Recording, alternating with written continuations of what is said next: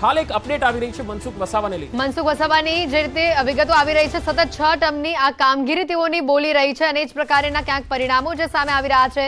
ખાસ જે વિગતો આવી રહી છે, મનસુખ વસાવાની ફાયર બ્રાન્ડ શાપ અહીંયા કામ કરી ગઈ છે અને પરિણામ પણ એ જ પ્રકારના આવ્યા છે। સતત 6 ટર્મની તેઓની આ કામગીરી આજે બોલી છે અને પરિણામ જે રીતે તમે જુઓ છો, ભાજપ તરફથી ખાસ કરીને ભરૂચમાં વસાવા વર્સિસ વસાવાનો જંગ અને તેમાં જે જીત હાંસલ કરી છે, તેઓની જે કામગીરી છે, તેઓનું જે અત્યાર સુધીનો જે એક્સપિરિયન્સ રહ્યો છે, તેઓએ જે ખાસ કરીને સ્થાનિક લેવલ ઉપર રહીને જે કામ કર્યું છે, તે કદાચ કામો બોલ્યા છે અને પ્રજા એ કામોને જોઈને આજે મત આપ્યા હોય તે પ્રકારની તેઓની જીત છે। જો મનસુખ વસાવાની આપણે વાત કરી લઈએ, મનસુખ વસાવા એક એવા નેતા છે કે જે જમીનના કોઈ પણ સ્તરના મુદ્દા હોય, મતદારોના મુદ્દા હોય તો સીધા અધિકારીઓ સુધી પહોંચાડતા હોય છે। એટલું જ નહીં, પીએમઓ સુધી પણ પહોંચાડતા હોય છે। એટલે આ નેતા એવા છે જે ફાયર બ્રાન્ડ તો છે જ, પરંતુ જનતાના મુદ્દા ઉઠાવવામાં કોઈની પણ સે શરમ રાખતા નથી અને એ મુદ્દો છે એ પ્રજામાં ક્યાંક સ્પર્શેલો છે। 2 સીટ એવી હતી કે જ્યાં આમ આદમી પાર્ટીના ઉમેદવાર, એક ચૈતર વસાવાની ભરૂચવાળી બેઠક જેના પર મનસુખ વસાવા છે એ જીત તરફ આગળ વધી રહ્યા છે અને બીજી બેઠક ભાવનગરની હતી કે જ્યાં ઉમેશ મકવાણા આમ આદમી પાર્ટીના ઉમેદવાર હતા, એ પણ પાછળ ચાલી રહ્યા છે। નીમુબેન ઓલરેડી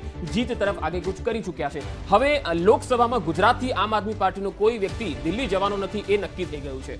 હવે માત્ર તેઓ ધારાસભ્ય તરીકે એક ચૈતર વસાવા રહ્યા છે, બોટાદથી ઉમેશ મકવાણા બચ્યા છે, કારણ કે અરવિંદ દાડાણી તો ઓલરેડી ભાજપમાં આવી ગયા છે, એટલે હવે એ રહ્યા નથી અને હવે એ પણ બીજેપીમાં આવ્યા પછી બાય ઇલેક્શનમાં જીતી રહ્યા છે। તો આ સ્થિતિ છે કે આમ આદમી પાર્ટીનો ગુજરાતમાં રકાસ થઈ ગયો છે, સંગઠનનો અભાવ અહીંયા દેખાઈ રહ્યો છે, કારણ કે ચૂંટણી જીતવા માટે એક ફોર્સ જોઈએ કાર્યકર્તાઓની અને એ ફોર્સ પછી એક માઇક્રો લેવલનું પ્લાનિંગ કરવા વાળો એક ચાણક્ય જોઈએ જે પાર્ટીમાં હોવો જોઈએ। જેમ તમે બીજેપીમાં જુઓ તો અમિત શાહ છે એ ચૂંટણીના ચાણક્ય કહેવાય છે, CR પાટીલ છે તો એ પેજ કમિટીના ચાણક્ય કહેવાય છે કે કેવી રીતે એક પેજના 30 મતદારો સુધી તેમનો જે કાર્યકર્તા છે એ પહોંચ્યા।